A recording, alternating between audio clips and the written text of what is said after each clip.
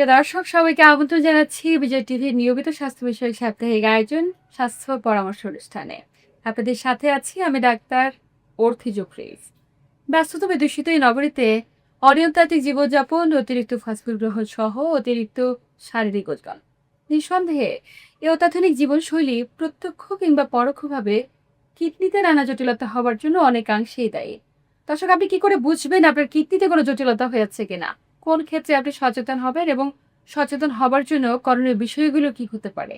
আজ কথা বলবো এই প্রত্যেকটি বিষয় নিয়ে এবং আলোচনা করবার জন্য স্টুডিওতে আমাদের সাথে উপস্থিত রয়েছেন ডাক্তার তাওয়ান্না বাহার, মেডিসিন ও কিডনি রোগ বিশেষজ্ঞ, শহীদ সোহরাওয়ার্দী মেডিকেল কলেজ ও হাসপাতাল। স্বাগত আমাদের আজকের আয়োজনে। আপনাকেও স্বাগত। বিজয় টিভির দর্শকদের শুভেচ্ছা। খুব প্রাসঙ্গিক বিষয় নিয়ে আজকের আলোচনা করছি। সাম্প্রতিক বছরগুলোতে আমরা দেখছি কিডনিতে আক্রান্তের ঝুঁকি প্রায় মহামারী আকার ধারণ করেছে। আমাদের পরিবারের ওই যে বয়োজ্যেষ্ঠ সদস্য যার বয়স 50 পেরিয়ে গেছে, কোনো না কোনোভাবে দেখা যায় ক্রিয়েটিনিন লেভেল বেড়ে গিয়েছে, যেটি কিডনির পরীক্ষা আমরা হিসেবে চিন্তা করি। প্রতিটি বিষয় সম্পর্কে আলোচনা করবো, কিন্তু শুরুতে একটু জানতে চাই যে বর্তমানে বাংলাদেশে কিডনি রোগীদের প্রেক্ষাপটটা কিরকম? আমরা কি কোনো ডেটা বের করতে পেরেছি? ধন্যবাদ আপনার কোশ্চেনের জন্য। আমাদের দেশে যে আমরা যদি বলি ক্রনিক কিডনি ডিজিজ সিকেডি, এটার কিছু ডেটা রয়েছে। বলা হয় যে 23% পেশেন্ট সিকেডিতে আক্রান্ত। রিসেন্ট একটি ডেটাতে বলা হয়েছে যে প্রায় 2 কোটিরও বেশি লোক এখন ক্রনিক কিডনি ডিজিজে আক্রান্ত হয়েছে। মানে এই যে এত ব্যক্তি আক্রান্ত হচ্ছে, পেছনে সুনির্দিষ্ট কারণগুলো আসলে কি কি? একটা সময় তো এত বেশি ছিল না, সাম্প্রতিক সময় মনে হয় একটু খানিকটা বেড়ে গিয়েছে। জি, আস্তে, আস্তে যতটা হচ্ছে আরবানাইজেশন বাড়ছে, কিডনির রোগীর সংখ্যাও অনেকটা বাড়ছে। এর মাঝখানে যেমন ক্রনিক কিডনি ডিজিজ যদি আমি বলে থাকি, এটা আসলে যে কজগুলো হয়, হ্যাঁ? সাধারণত ডায়াবেটিস, হাইপারটেনশন, কিডনি প্রদাহজনিত রোগ, গ্লোমেরুনেফ্রাইটিস। সাথে যেটা হচ্ছে যে খাদ্যে ভেজাল, এই জাতীয় জিনিসের কারণেও আসলে কিডনি রোগীর সংখ্যা অনেক বেড়ে যাচ্ছে। এবং এই যে আমাদের সেডেন্টারি লাইফস্টাইল, অনিয়ন্ত্রিত জীবনযাপন পদ্ধতি, আমরা অনেক বেশি রেস্টুরেন্টের প্রতি আসক্ত হয়ে গিয়েছি। এটা আমাদের এক ধরনের নেশার মতো হয়ে গেছে। আমরা দেখা যায় বাচ্চাদের টিফিনের মধ্যে সাম্প্রতিক সময়ে আমরা বার্গার, স্যান্ডউইচ এগুলো দিয়ে বাচ্চাদেরকে আসলে স্কুলে পাঠিয়ে দিচ্ছি। মা হিসেবে কিংবা পরিবারের সদস্য হিসেবে নিঃসন্দেহে আমাদের অপারগতা। তাতে করে আর্লি চাইল্ডহুডে একটা শিশু একদম ওজনাধিক্যতায় ভুগছে। পরবর্তীতে এগুলো আসলে কতটুকু কিডনি রোগের কারণ? আপনি কি বলতে চান? আচ্ছা, খাবার-দাবার এবং লাইফস্টাইল যেকোনো রোগের যদি আমরা যে ক্রনিক কিডনি ডিজিজ বলি, সাধারণত এটা আসলে ডায়াবেটিক বা হাইপারটেনশন এইসব কারণে হয়ে থাকে।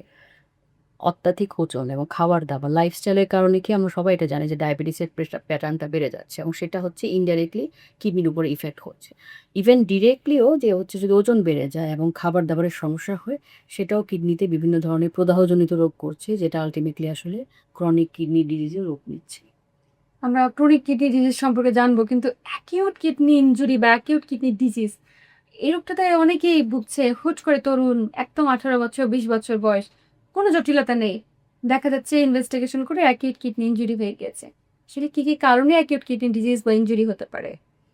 আচ্ছা, অ্যাকিউট কিডনি ইনজুরি বিভিন্ন ধরনের কারণে হতে পারে। যেমন ধরেন আপনার যদি একটা ফিভার নিয়ে আসে কোনো রোগী যে হঠাৎ করে তার জ্বর হলো বা হচ্ছে হঠাৎ করে ডায়রিয়া হলো। কিন্তু ডায়রিয়ার পরে আসলে সে ঠিকমতো স্যালাইন বা হচ্ছে হাইড্রেশনটা মেইনটেইন করতে পারেনি। মানে ইলেক্ট্রোলাইট ইমব্যালেন্স হয়ে ইলেক্ট্রোলাইট গিয়েছে। ইমব্যালেন্স হয়ে গেল। কিডনির উপরে প্রেশার পড়ার কারণে যেটা হয় আপনার হচ্ছে একেআই নিয়ে পেশেন্ট আসতে পারে। মানে হচ্ছে সাময়িক কিডনি সমস্যা যেটা সেটা নিয়ে আসতে পারেন। তার সাথে আরো কিছু থাকে, যেমন ধরেন কিছু ফ্রুটস থাকে, কিছু NSAID বলি আমরা, ব্যথার ওষুধ। হুম, হুম। সেগুলোর কারণে কিডনি সমস্যা থাকে। ফ্রুটসের মধ্যে যেমন স্টার ফ্রুট যেটা আছে, কামরাঙ্গা, আচ্ছা। হ্যাঁ, কামরাঙ্গা, অ্যালোভেরা, বিলম্ব এই জাতীয় যদি মাত্রাধিক খাওয়া হয় তাহলে হচ্ছে কিন্তু অ্যাকিউট কিডনি ইনজুরি হতে পারে। সাথে হচ্ছে ব্যথার ওষুধ, অনিয়ন্ত্রিতভাবে ব্যথার ওষুধ, NSAID জাতীয় গ্রুপের ওষুধগুলো খেলেও কিডনির সমস্যা হয়। এটা ছাড়াও কিছু, কিছু হার্বাল মেডিসিন বা এই জাতীয় জিনিসও আপনার কিডনির উপরে ডিরেক্ট প্রভাব ফেলতে পারে। এই হার্বাল মেডিসিন গুলো নিয়ে কিংবা এই সামাজিক মাধ্যমে ছড়িয়ে পড়া বিভিন্ন ভিডিও যেগুলোকে দেখে আমরা অনেক বেশি আসক্ত হয়ে থাকি। একটি মাত্র ট্যাবলেট, তাতে করে আপনার পুরো শরীরে চর্বি কমে যাবে, আপনি স্লিম হয়ে যাবেন। এই ট্যাবলেট গুলো খেলে কিডনিতে আসলে জটিলতা হবার সংখ্যা কতটুকু?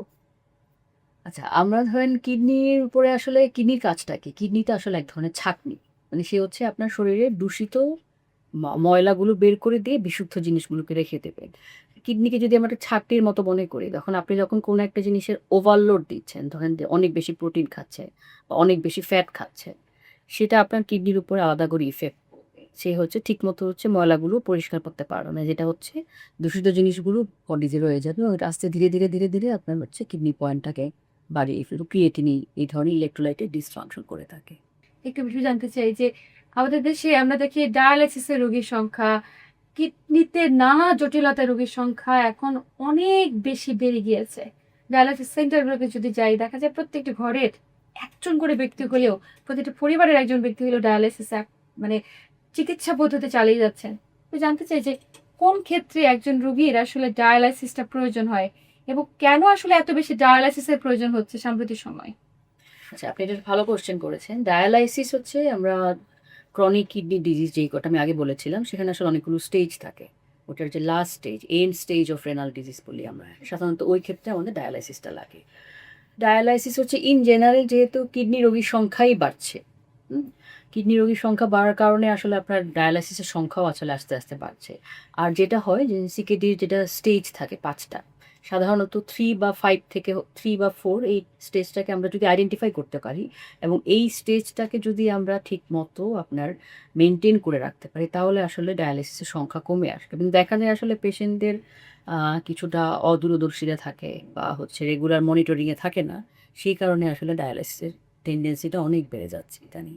ধরুন আমাদের পরিবারের কেউ কিডনি রোগে আক্রান্ত হচ্ছে, আমার বাবা মা বা পরিবারের কোনো সদস্য, তাতে করে সন্তানটি বা ফার্স্ট ব্লাড রিলেটেড যে ব্যক্তিগুলো রয়েছে তাতে আসলে কিডনি রোগগুলোতে আক্রান্তের ঝুঁকি কতটুকু, মানে বংশ পরম্পরা এটিতে আক্রান্ত করে ঝুঁকি রয়েছে কিনা? আচ্ছা, বংশ পরম্পরায় মানে ধরেন আপনার ডায়াবেটিস, হাইপারটেনশন এগুলো তো বংশ পরস্পরে আসতে পারে। সো সেই ক্ষেত্রে কিডনি রোগীর একটা ঝুঁকি থাকে। আর সাথে হচ্ছে কিছু কিডনি রিলেটেড আলাদা স্পেসিফিক ডিজিজ থাকে। যেমন অ্যাডাল্ট পলিসিস্টিক কিডনি ডিজিজ বলি আমরা। আরও কিছু জেনেটিক ডিজিজ থাকে। এগুলো তো আসলে ফ্যামিলিতে রান করে। তো সেই ক্ষেত্রে যাদের এই ধরনের ডিজিজ থাকবে তাদের অবশ্যই ফ্যামিলি স্ক্রিনিং এর একটা ব্যাপার থাকে। এবং স্ক্রিনিং গুলো কোন বয়স থেকে শুরু করবে, কতদিন পর পর স্ক্রিনিং করা জরুরি এবং আদতে এটার কোনো চিকিৎসা রয়েছে কিনা, যে কিডনি ডায়ালাইসিস আমরা ডায়ালাইসিস পর্যন্ত না গিয়ে মেডিসিনের মাধ্যমে ক্রিয়েটিনিন লেভেলটাকে ব্যালেন্স করা যায় কিনা বিস্তারিত জানবো। তবে সময় হচ্ছে একটি ছোট্ট বিরতি নেব। প্রিয় দর্শক, বিজয় টিভি নিয়মিত স্বাস্থ্য বিষয়ক সাপ্তাহিক আয়োজন স্বাস্থ্য পরামর্শ অনুষ্ঠান থেকে নিচ্ছি ছোট্ট একটি বিরতি। সাথেই থাকুন।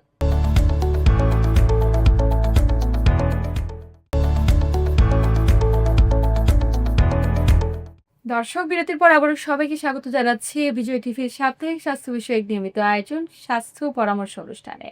আপনাদের সাথে আছি আমি ডাক্তার অর্থি জোকরিফ এবং আমার সাথে আছেন ডাক্তার তামান্না বাহার। বিরতির পর আবারও স্বাগত আমাদের আজকের আয়োজনে।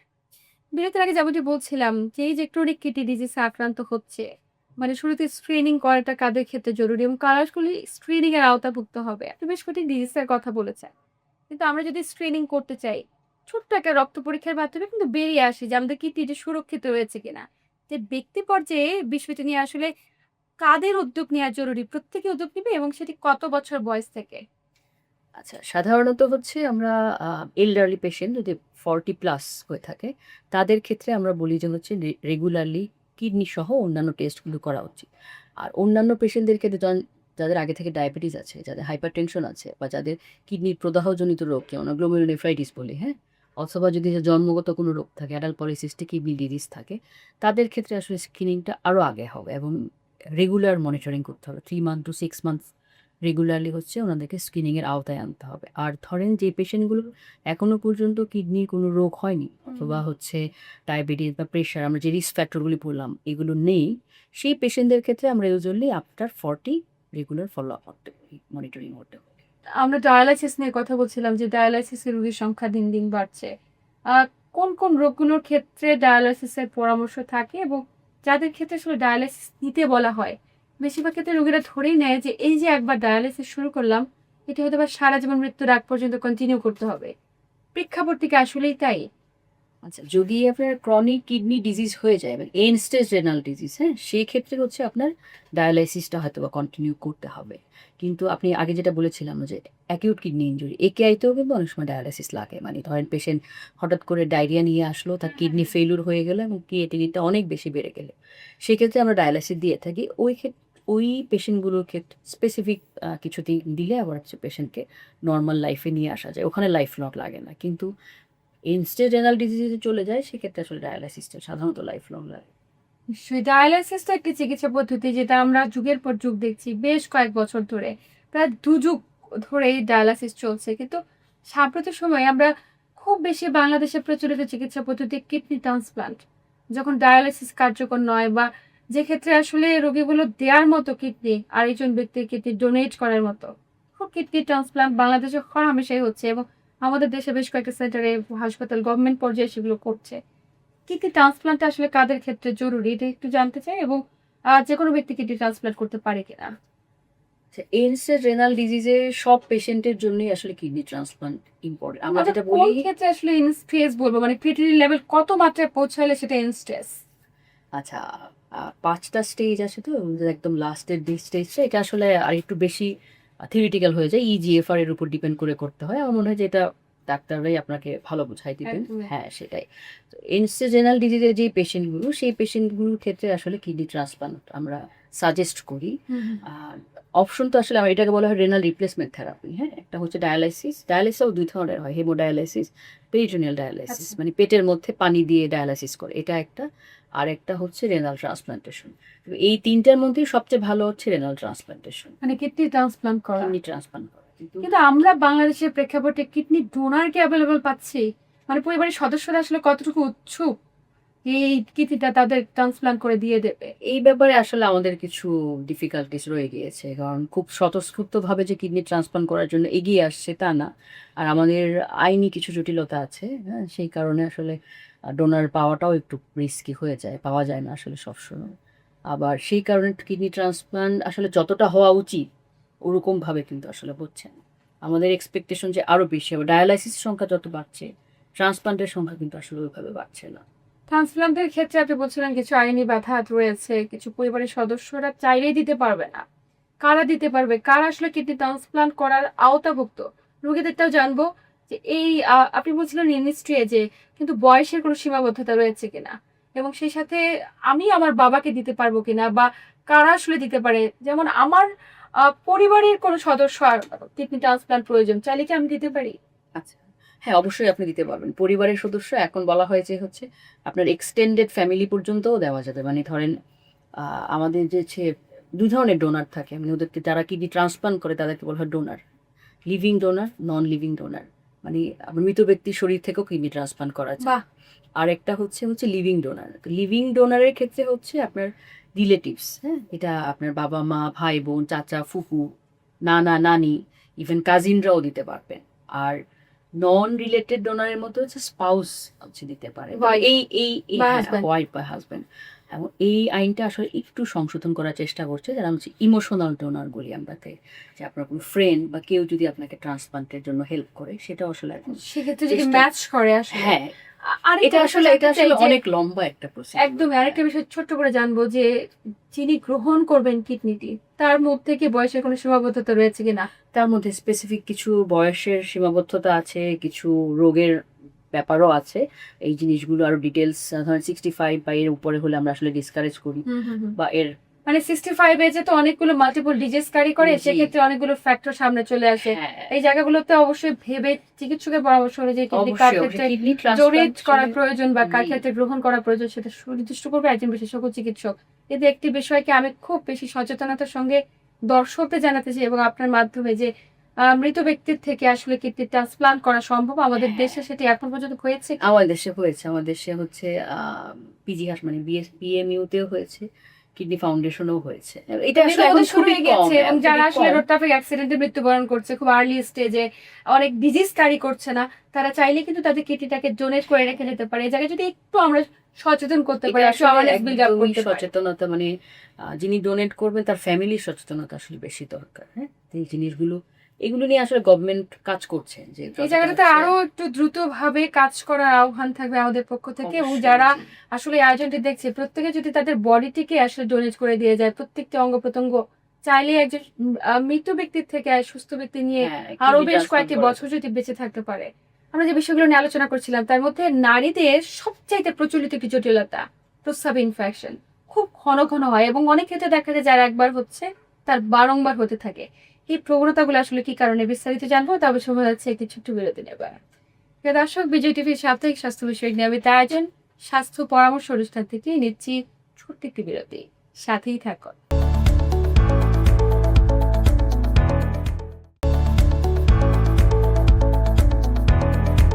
প্রিয় দর্শক, বিরতির পর আবার সবাইকে স্বাগত জানাচ্ছি বিজয় টিভির নিয়মিত স্বাস্থ্য বিষয়ক সাপ্তাহিক আয়োজন স্বাস্থ্য পরামর্শ অনুষ্ঠানে। আপনাদের সাথে আছে আমি ডাক্তার অর্থি জুফরিফ এবং আমার সাথে আছে ডাক্তার তামান্না বাহার। আমার বিরতির পর আবার স্বাগত ওদের আজকের আয়োজনে। বিরতির আগে যেমনটি বলছিলাম যে এই যে এত এত নারী আসলে প্রস্রাবে ইনফেকশন হয়ে যায়, বেশিরভাগ ক্ষেত্রে যারা একবার প্রস্রাবে ইনফেকশন জনিত জটিলতায় ভুগছে বারংবার তাদেরকে এফেক্ট করে। এটার পিছনে কারণ কি এবং পুরুষদের চাইতে তুলনামূলকভাবে নারীরা কেন এগিয়ে যাচ্ছে এই সংক্রমণে? আচ্ছা, ইউটিআই মানে ইউরিনারি ট্র্যাক্ট ইনফেকশনটা আসলে মেয়েদের বেশি হয় দেন ছেলেদের। কারণ হচ্ছে আপনার কিছু অ্যানাটমিক্যাল পজিশনিংয়ের কারণে এটা মেইনলি হয়ে থাকে। আর কিছু জিনিস থাকে, যেমন আমাদের একটু পানি খাওয়ার প্রবণতা কম থাকে, এবং এটা আমি আসলে সামাজিকভাবেই বলছি যে ইউরিন প্রস্রাব করার প্রবণতা কিন্তু মেয়েদের খুব কম। স্পেশালি যে আপনি হসপিটালে যেখানেই কাজ করেন বা বাইরে কোথাও কাজ করেন, ওরকম ভালো টয়লেট কিন্তু ইউজ করার ফ্যাসিলিটিস কম থাকে। সেই কারণে যেটা হয় কি, যে ইউরিনটা আসলে তারা অনেকক্ষণ চেপে রাখে, সেই জায়গা থেকে আসলে ইনফেকশনটা আরও বেশি হয়, এবং এই কারণে মেয়েদের হচ্ছে রিকারেন্ট ইউটিআই, এই মানে বারবার ইউরিন হওয়াটাকে আমরা রিকারেন্ট ইউটিআই বলি। এটা হচ্ছে মেয়েদের বেশি হয় ছেলেদের চেয়ে। আহ, আমাদের আসলে এই জায়গাটাতে কি ধরনের সচেতনতা বাড়ানো জরুরি, কারণ আমরা ওয়ার্কিং লেডি, নানা ধরনের কাজের মধ্যে নিজেকে ব্যস্ত রাখি এবং প্রত্যেকটি গৃহস্থলী কাজে যে সমস্ত মায়েরা ব্যস্ত থাকে তারাও কিন্তু অনেক বেশি কাজের মধ্যে ব্যস্ত থাকার কারণে সঠিক সময় আসলে প্রস্রাবটা বের করছে না। এবং এটি কি একমাত্র কারণ? তাহলে সেক্ষেত্রে আমরা কোন জায়গায় সচেতনতা বাড়ালে ঘন ঘন প্রস্রাবের ইনফেকশন থেকে নিজেকে সুরক্ষিত রাখতে পারি? একটা হচ্ছে আপনার রেগুলার পানি খেতে হবে, হ্যাঁ, পানি কম খাওয়া যাবে না। আরেকটা হচ্ছে রেগুলার হচ্ছে ইউরিন ভয়েড করতে হবে, মানে হচ্ছে একটা নির্দেশ আপনার যখন যে ইউরিন মানে প্রস্রাব চেপে রাখার যে ক্ষমতা, আপনি দেখবেন যে ছোট মেয়েদের ও স্কুলে গিয়ে ওয়াশরুমে যাবে না, বাথরুমে যাবে না, অনেকক্ষণ ধরে প্রস্রাব চেপে রাখে। তো এই জিনিসগুলো যদি আমরা কমিয়ে নিয়ে আসতে পারি তাহলে ইউরিন ইনফেকশনটা অনেক কমে আসে। যখন ইউরিনারি ট্র্যাক্ট ইনফেকশন অর্থাৎ মূত্রনালীতে সংক্রমণ হয়েছে, প্রস্রাব ইনফেকশন আমরা যেটাকে বলি, সেটা কি নির্দিষ্ট কোনো অ্যান্টিবায়োটিকের কোর্স রয়েছে নাকি অন্য কোনো চিকিৎসা পদ্ধতি, এবং সেক্ষেত্রে লাইফস্টাইল মডিফিকেশন করা কতটুকু জরুরি? আচ্ছা, এই ক্ষেত্রে হচ্ছে যদি আমি কনফার্ম করতে পারি যেটা আসলে ইউটিআই এবং হচ্ছে একটা ব্যাকটেরিয়া দিয়ে হচ্ছে সাধারণত, হ্যাঁ, তো সেই ক্ষেত্রে আমরা অ্যান্টিবায়োটিক্স অবশ্যই প্রেফার করব। এটা ছাড়া যে আমি যেটা বললাম যে রেগুলার পানি খেতে হবে একটা নির্দিষ্ট আচ্ছা, পরিমাণ। পানির জায়গাটাতে অনেকের একটা কোয়েশ্চেন থাকে বা অনেকের নানাবিধ প্রশ্ন থাকে। অনেকে দৈনিক 8 লিটার পানি খায়, আবার অনেকে দৈনিক 2 থেকে 3 লিটার পানি খায়। অতিরিক্ত পানি খাওয়া কি শরীরের জন্য ভালো কিনা? আবার কম পরিমাণে পানি খেলে আপনি বলছেন যে সেক্ষেত্রে বারবার ইউরিনারি ট্র্যাক্ট ইনফেকশন হতে পারে। আসলে প্রপার মেজারমেন্ট কোনটা? এই জিনিসগুলো আসলে ইন্ডিভিজুয়ালাইজড, মানে এক একজনের জন্য এক এক রকম। ধরেন আপনার এটা আসলে ওয়েট, হাইট এগুলোর উপর ডিপেন্ড করে, আপনার কিডনি কোনো সমস্যা আছে কিনা সেটার উপরে ডিপেন্ড করে। ইন জেনারেল 8 লিটার পানি খাওয়ার তো আসলে কিছু নাই, 2 থেকে 3 লিটার ইন জেনারেল বলা হয়ে থাকে যে 2 থেকে 3 লিটারের মধ্যে পানি খেলেই মোটামুটি আপনার কিডনি ফাংশনিং থাকবে। এবং অনেক ক্ষেত্রে দেখা যায় অতিরিক্ত পানি খাওয়ার কারণে পরবর্তীতে কিডনি জটিলতা নিয়ে আবার চিকিৎসকের কাছে যাচ্ছে, যারা দৈনিক 8 লিটার 7 লিটার পর্যন্ত পানি খায়। অতিরিক্ত পানি ধরেন আপনি যখন সামার সিজন থাকে তখন তো আপনি আসলে আমাদের বেশি সোয়েটিং হয়, ডিহাইড্রেশন হয়, ওই টাইমে হয়তো বা পানির পরিমাণটা একটু বেশি বেশি হয়। আবার শীতকালে হচ্ছে যে এত বেশি পানি হ্যাঁ। লাগে না। সোয়েটিং এর মাধ্যমে অর্থাৎ ঘামের মাধ্যমে শরীর থেকে কতটুকু পানি বেরিয়ে গেল সেটাও একটা মূল ফ্যাক্টর, যে কতটুকু আমার পানি খেতে হবে। হ্যাঁ, এই জায়গাটা সেটাই। ব্যালেন্স করাটা খুব Balance বেশি করা। জরুরি। একটি বিষয় জানতে চাই যে অনেকের ক্ষেত্রে দেখা যায় যে প্রস্রাবে জ্বালা পোড়া হচ্ছে, প্রস্রাব করতে কষ্ট হচ্ছে, ঘন ঘন বেগ পাচ্ছে। প্রাথমিক অবস্থায় আমরা এটাকে মূত্রনালীতে ইনফেকশন মনে করি, প্রস্রাবে ইনফেকশন হয়েছে। কিন্তু দীর্ঘ সময় পরে গিয়ে দেখা যায় চিকিৎসকের কাছে গিয়েছে যেটা প্রাথমিক অবস্থায় করে না, এই যে অ্যান্টিবায়োটিক খেলে সুস্থ হয়ে যায়, তাই একদম ফার্মাসির প্রতি আস্থা রাখে, সেখান থেকে একটা অ্যান্টিবায়োটিক কিনে নিজের মতো করে খেয়ে ফেলে। কিন্তু পরবর্তীতে দেখা যায় যে স্টোন হয়ে গেছে, মূত্রনালী কিংবা মূত্রথলিতে ইনফেকশন, মানে স্টোন। হ্যাঁ, মানে এই স্টোনটা আসলে কিভাবে বুঝবো, মানে এইগুলোই কি কেবলমাত্র উপসর্গ, এবং কোন পরীক্ষার মাধ্যমে এটাকে ডায়াগনোসিস করেন আপনারা? স্টোনের ক্ষেত্রে আসলে এইরকম যেটা সিমটম, এটার সাথে যেটা থাকে একটু হেমাঞ্চুরিয়া থাকতে পারে, মানে প্রস্রাবের রং লাল হবে, তীব্র পেটে ব্যথা হতে পারে, প্রস্রাব অনেক সময় আটকে যায়, যে বললো যে ম্যাডাম আজকে প্রস্রাব করতে গিয়ে আমি প্রস্রাব করতেই পারছি না, এরকম হতে পারে। হ্যাঁ, আর ইনভেস্টিগেশন হচ্ছে সাধারণত আমরা ইউরিনারিমি মানে ইউরিনের টেস্ট করি, একটা আলট্রাসোনোগ্রাম করা যায়, একটা এক্সরে কিউবি করা যায়, হ্যাঁ, মানে এক্সরে করা যায় আর কি পেটে। এই দুইটা দিয়ে ডায়াগনোসিস করা যায়। তারপর যদি না হয় তখন সিটি স্ক্যান বা অন্য আরও কিছু ডায়াগনোসিস করা যায়। আর আসলে মূল জিনিস হচ্ছে স্টোনটা কেন হচ্ছে এটা আমাকে আইডেন্টিফাই করতে হবে। আচ্ছা, রিকারেন্ট স্টোন কেন হয়, বারবার হচ্ছে কিনা এই মানে জিনিসগুলো আসলে কি কারণে হতে পারে রিকারেন্স স্টোন একদম ছোট্ট করে জানবো। রিকারেন্স স্টোন অনেকগুলো কারণে হতে পারে। কিছু আপনার ধরেন জন্মগত কিছু ডিজিজের কারণে হতে পারে, কিডনিতে যদি স্ট্রাকচার কোনো অ্যাবনর্মালিটি থাকে সেই কারণে হতে পারে। তারপরে যেমন ফুড হ্যাবিটের উপর ডিপেন্ড করে সেটার কারণে হতে পারে, ফ্যামিলিয়াল হতে পারে। আর কিছু সিস্টেমিক ডিজিজ আছে, সেই সব ডিজিজের কারণেও আসলে রিকারেন্স স্টোন হতে পারে। তারপরে আমি এইভাবে সারমর্ম করতে পারি যে যার প্রস্রাবে জ্বালাপোড়া রয়েছে, প্রস্রাব করতে অসুবিধা, প্রস্রাব করতে অনেক বেশি তীব্র ব্যথা, তলপেটে ব্যথা করছে, এই বিষয়গুলো যে শুধুমাত্র মূত্রথলিতে কিংবা মূত্রনালীতে ইনফেকশন অর্থাৎ প্রস্রাবে ইনফেকশন, এটি ভাবাটা কখনোই যৌক্তিক নয়। অবশ্যই বিহাইন্ডে অনেকগুলো জটিলতা থাকতে পারে, সেটাকে প্রপার টাইমে ফাইন্ড আউট করাটা খুব বেশি জরুরি। যেমন তো আলোচনা শেষ। হ্যাঁ, আমরা যদি স্পেশালি আমি একটু মেনশন করতে চাচ্ছি, মেল পেশেন্টের যদি ইউরিনারি ট্র্যাক্ট ইনফেকশন নিয়ে আসে সেক্ষেত্রে আমাদের আসলে তাহলে এটা বেশি করে করতে হবে যে সাথে আন্ডারগ্রাউন্ড কোনো ব্যাকগ্রাউন্ডে অন্য কোনো সমস্যা আছে কিনা। নিশ্চয়ই, তার মানে নিজের মতো করে ওষুধ খাওয়া, সময়ক্ষেপণ করা, এগুলো করা একদমই যৌক্তিক, কারণ যে অবশ্যই দ্রুত সময়ের মাঝে যে কোনো ডিজিজ হলে, যে কোনো জটিলতা হলে, সেটা হোক কিডনি সংক্রান্ত, হোক মূত্রনালী মূত্রথলি সংক্রান্ত, অবশ্যই আর্লি স্টেজে ডায়াগনোসিস করার বিকল্প নেই এবং অবশ্যই প্রত্যেকটা ব্যক্তি আস্থা রাখা জরুরি একজন চিকিৎসকের প্রতি। অবশ্যই। আপনাকে আন্তরিক ধন্যবাদ গুরুত্বপূর্ণ তথ্য এবং পরামর্শের মাধ্যমে প্রত্যেকটি দর্শককে উপকৃত করবার জন্য। প্রিয় দর্শক, এই ছিল আমাদের আজকের আয়োজন। যেমনটি বলছিলেন আমাদের বিশেষজ্ঞ চিকিৎসক, কিডনি আর্লি স্টেজে যদি ডায়াগনোসিস হয়ে থাকে, আপনার ক্রিয়েটিনিন লেভেলটি কত আছে, এক্ষেত্রে অবশ্যই স্ক্রিনিং করা প্রয়োজন। আমরা কেউই এইটার বাইরে নই। এই যে কিডনিতে জটিলতা, এটা আসলে আক্রান্তের ঝুঁকিতে আমরা কেউই বাইরে নই। তাই অবশ্যই প্রত্যেকটি ব্যক্তি বয়স 40 ঊর্ধ্ব যারা রয়েছে, আমরা প্রত্যেকে যেন নির্দিষ্ট একটি সময় পর পর অর্থাৎ 6 মাস পর পর ক্রিয়েটিনিন লেভেলটি কত রয়েছে থেকে যদি একটু ডায়াগনোসিস করি, তবে আর্লি স্টেজে ডিজিজ ডায়াগনোসিস হবে এবং সেই অনুযায়ী প্রপার ইনভেস্টিগেশন এবং ট্রিটমেন্টের মাধ্যমে যদি সুরক্ষিত থাকতে পারি, তবেই আমরা সুস্থভাবে বাঁচতে পারবো। সবাই ভালো থাকুন, সুস্থ থাকুন এবং বিজয় টিভির সাথেই থাকুন।